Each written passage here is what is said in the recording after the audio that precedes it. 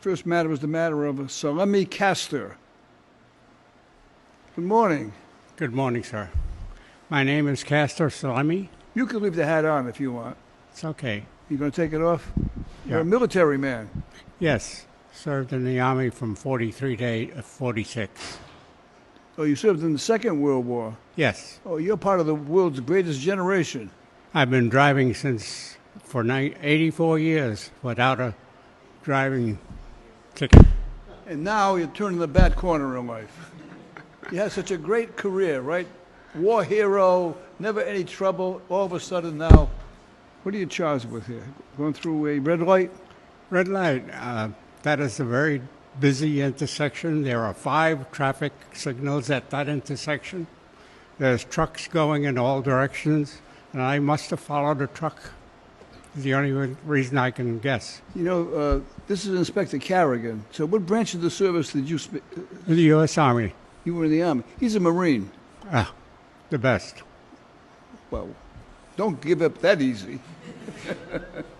You're supposed to say, well, we're pretty tough too, right? No, sir, he's a lot tougher than me. Where he was, Tell me about your military service during the war.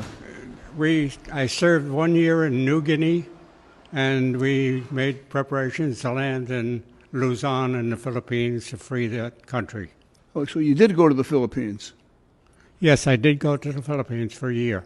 You know, I remember watching a movie, the March to Bataan. That was in the Philippines. Yes, it was. Do you know anything about that? I sure do. We were there. You were there.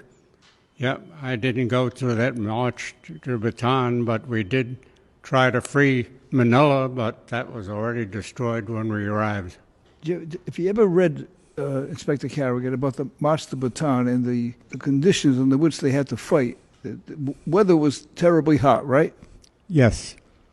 I did contract a jungle disease You did when in New Guinea. in New Guinea, yeah. Wow. And where were you when the war ended? I was up in northern Luzon in the Philippines How did you get word that the war ended? from the Army headquarters, Yeah. and they let us know. And our next job was to get all the Japanese that we could and ship them down to Manila for repatriation. How old are you? I turned 100 in June. 100 years old. Come on. Thank you.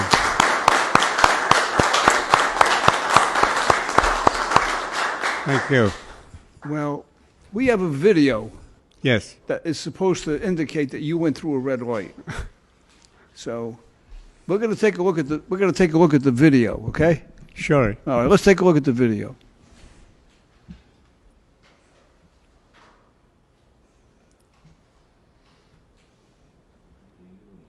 Well, I don't know. It looked close to me. How did it look to you?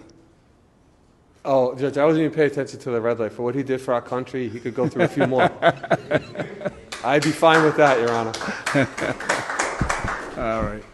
Based on your contributions to this country, you know, we're not going to go any further with this.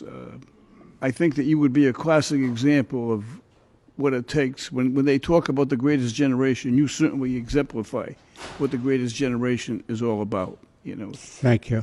And I think that you represent people who respect one another and cover for one another and protect someone else.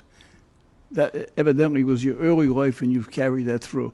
Now, I want everyone to take notice, right? And I'm not ridiculing anyone. Mr. Castor is 100 years old. He appears in court today for a traffic violation, right? And here he is. He's got a tie, a shirt, he's dressed, right? Appropriately. Still has his military bearings. He's still at parade rest. Still has his military bearing. World War II was very special to me, Yes.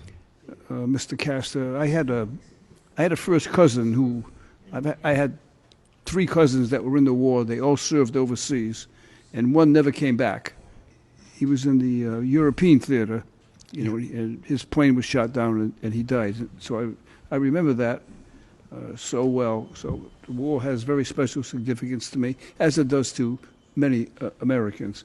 we can never, ever thank you and your generation enough for the contributions you made to this country. You really did make the world safe. And things weren't looking too good there for a while. So we want to honor you and thank you for your service, for your bravery, and for your contributions to this country. And this case is dismissed. I mean, I don't care what you came in for today. I was going to dismiss it. Thank you, sir. Thank you. And if I couldn't dismiss it, we'd pay it. We certainly weren't going to have you pay for it. Thank you. Good luck to you. Thank you. Good luck to you. Hold on. Before you leave, I want to give you salute this guy. Thank you, sir. Okay.